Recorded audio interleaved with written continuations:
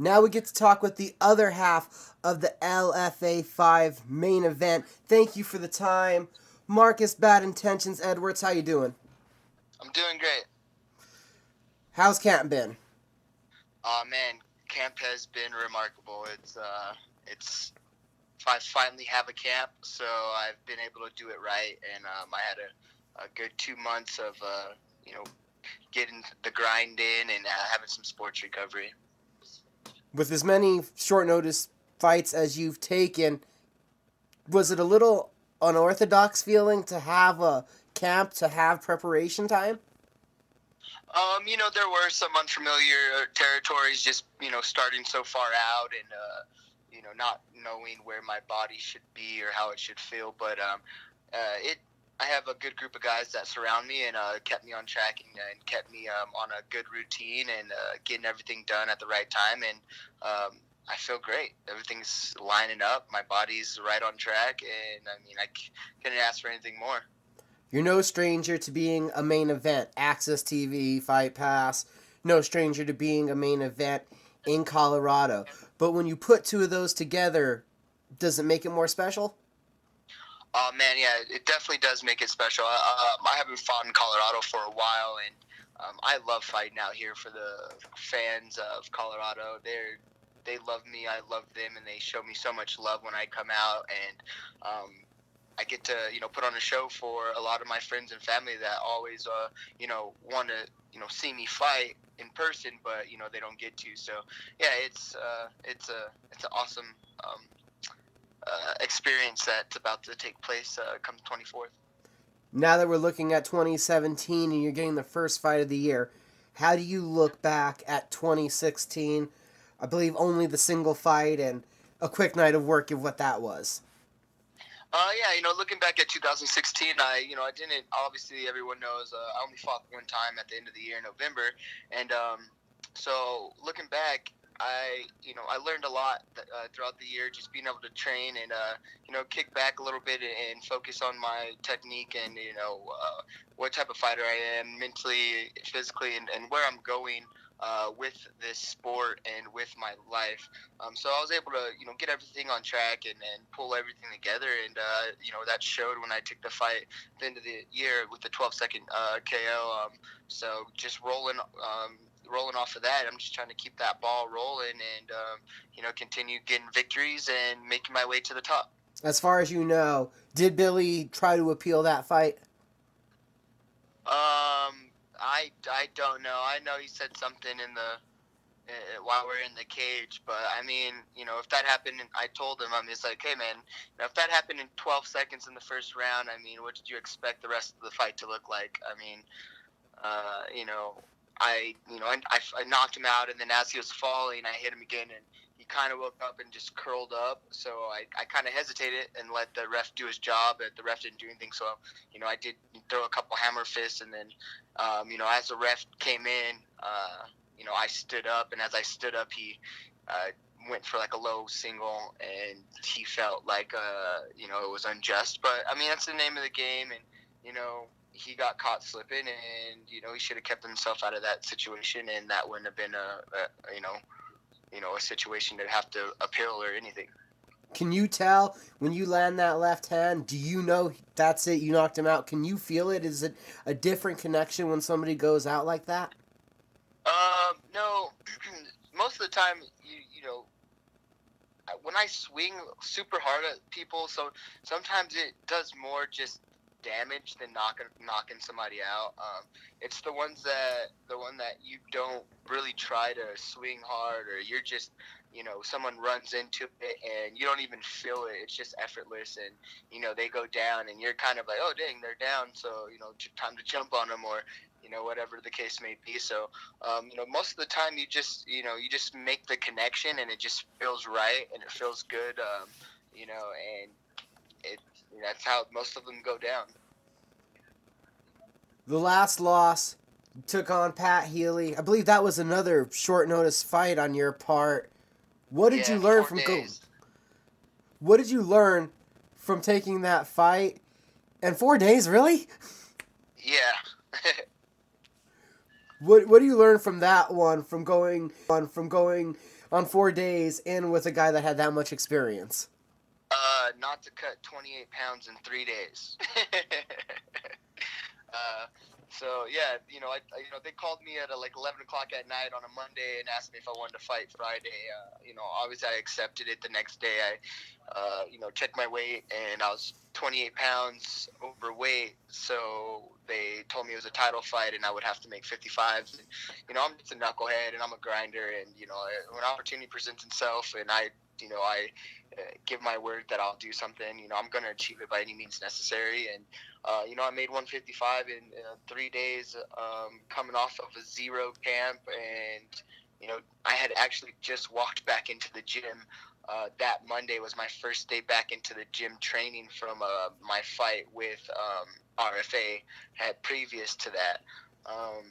So, yeah, I mean, what I learned is, I have to, take my time and pick my fights wisely. And, each fight, I have to be smart about it. And taking short notice fights against tough guys like that, losing, 20 plus pounds in a matter of days, it doesn't allow me to, perform at my best. And, that was the case. I've never felt that way that I felt in the second round when, it was like somebody hit a light switch and my mind was telling my body to do what I wanted to do, but my body just had no reaction. And, that was a very humbling experience for me as a fighter, because I've never experienced something like that, to kind of feel defenseless because, of my cardio and not, having a cardio and, my body shutting down from, cutting so much weight. Yeah, just to be smarter, take fights, more serious, and to take my career a lot more serious. I'm going to guess that it would be adrenaline and bright lights and the mixture of just being a fighter. That's what got you through the first round, is just you could do a one round no matter what.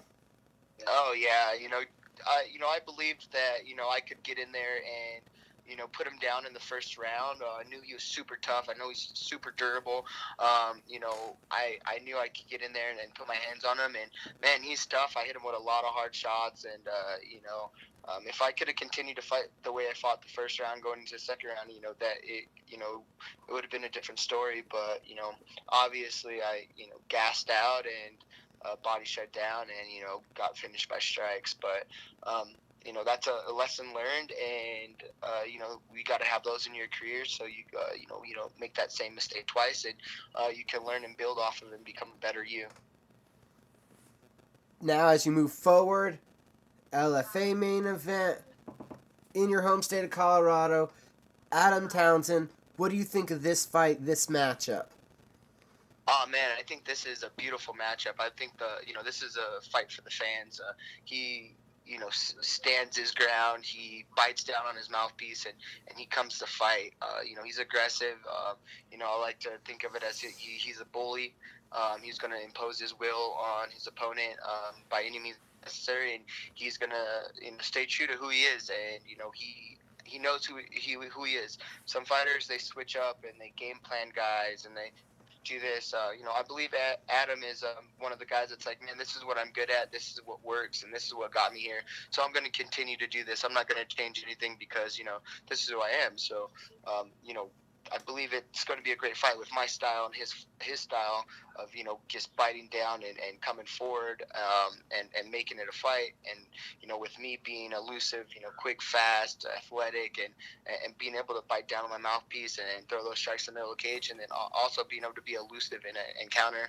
I think that's it's going to be a great fight for the fans that night. And something exciting is going to happen. It's not going to be a lame, dull, drawn out ground fight. It's going to be some excitement, and it's going to keep the fans on the edge of their seat. I had talked to Adam just the interview before this. He was excited for the fight, shared the same sentiments. And then on a kind of similar note, I had been texting with Ryan from LFA, and he said, these two guys, I believe if they weren't about to punch each other in the face, could be really good friends. They're both really cool dudes. Yeah. Yeah, I keep hearing that from a lot of different people that, but, not here to make friends. I'm here to make money, and I'm here to put on a show for the crowd. And I mean, in doing so, you obviously, you make friends after the fight, but before it's all business. After we shake hands, and we may go out and then, grab a bite to eat or something afterwards, and mix it up. But before the fight, it's all business, and my job is to get out there and inflict as much bodily harm on his person as I can in the matter of 15 minutes. And it's also been said that this could be a matchup of the two best lightweights outside of the UFC. That's awesome, man. That's very humbling, and I mean, just I'm speechless to hear that people believe that this is one of the we're two of the best fighters outside the UFC. There's a lot of great fighters out there that fight at 155. It's one of the deepest classes. So for people to say that, I mean that makes me want to get out there and hurt him even more. You've been a first round finishing machine, 4 of 5 with the win. This would be 3 in a row. Do you think you get a call, or do you think an LFA title would come first? I believe I'm due for the call, man. I put in a lot of work. I've shown that I can take tough fights on short notice. I've shown that I'm exciting. I have every tool that it takes to get in and put on a show for in the highest of the highest, which is the UFC. That I'm not going to get out there and just roll over for anybody. I believe that I'm marketable. I put butts in seats, and that I can be built to be the next best thing in the world. And yeah, I believe that I should get the call. Come February 25th.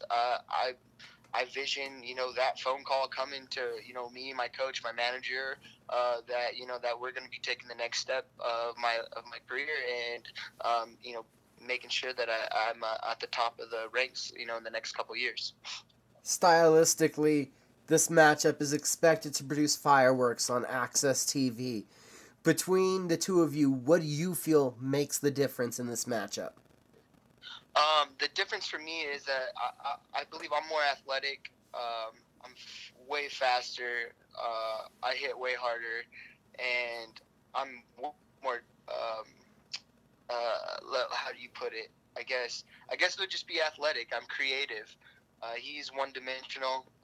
He's going to come forward. He's going to try to take a shot and take you down on the cage. And I mean, it works for him, and that's what he does. But for me, it's I have great side to side movement. I can kick. I can fight off my back. I can fight on top. I can finish my opponent in any aspect of the sport inside the cage. And I believe that he doesn't have that. I believe he has a few ways to finish someone, and that he's not that dangerous if you play your cards right. It's a big fight at home. What does that do for you then, fight week also? How nice is that being still in Colorado? Man, it's awesome.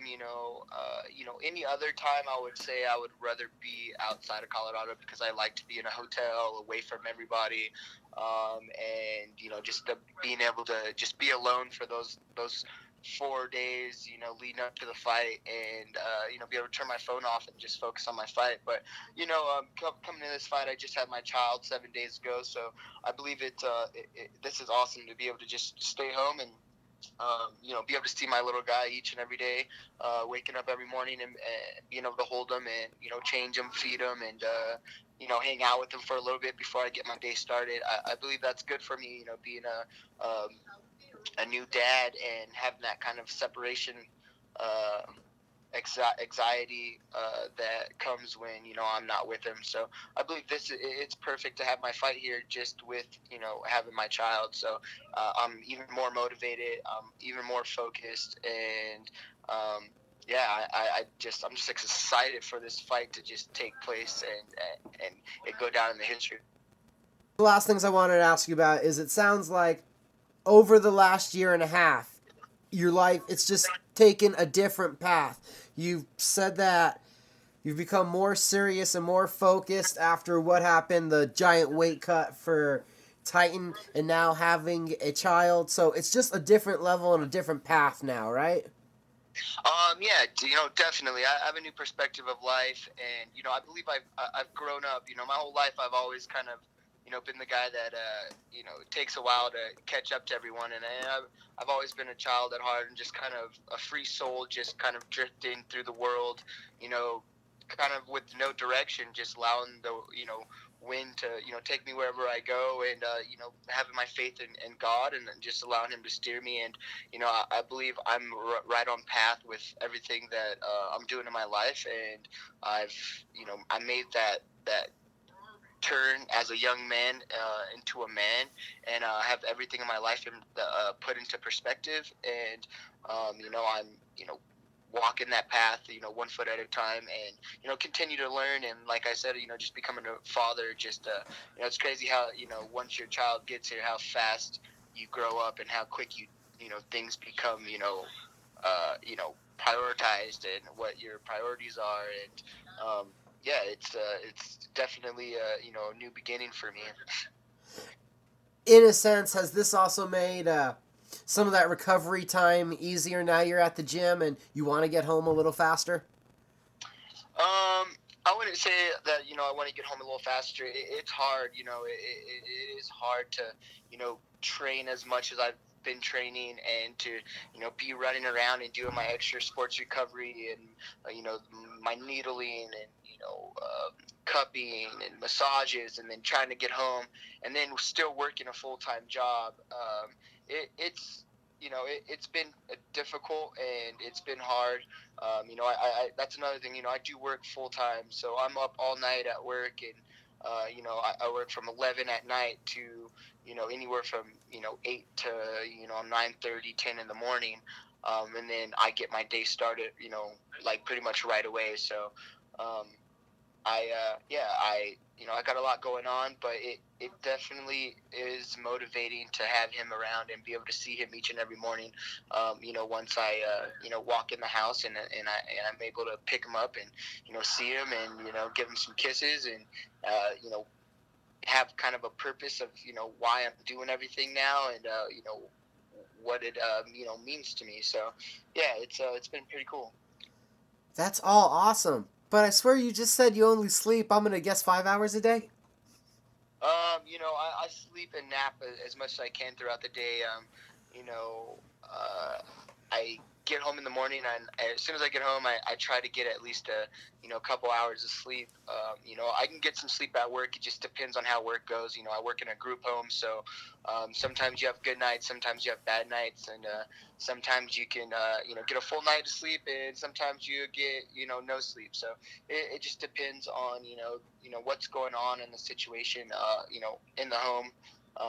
But no matter what, I always find time to, get that rest in, whether it's, going to the gym and sleeping on the mat for an hour before practice starts, or, hopping in the sauna and falling asleep in the sauna while I'm, cutting a little bit of some water weight. So, I always find the time to make sure I'm getting that rest in, and, doing the recovery stuff and all that. I'm able to get some naps in while I'm, sitting in a chair with, these bags on my legs. I forgot what they're called, but I'm able to get like a good nap for 45 minutes. So I find the time. I make it work, and I'm enjoying it. Everything's working out really good, and I got my routine down about a month ago, and it's been awesome.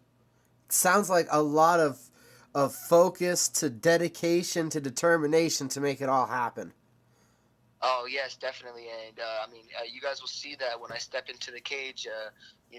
I'm full of fire right now. I'm full of motivation, and I have a new purpose in life, and I'm excited to get out there, and show you guys what's been going on with me for the last few months. It's going to be at the First Bank Center or live on Access TV.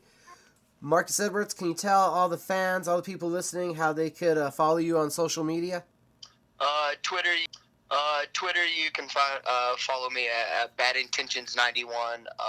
For my Instagram, it's Marcus Edwards MMA. I also do Snapchat. I post on that all the time, all day. It's MARKISS42. And then also at my Facebook, which is just Marcus Bad Intentions Edwards. And then, did you have any people that you needed to thank and shout out to? Yeah, I want to first off just thank my Lord and Savior Jesus Christ. Thank my team Factory X and all the guys there that have helped me get ready for it. And I have two teammates that are actually fighting on the same card, Ian Heinisch and Brandon Realvale. Can't his last name is pretty tough.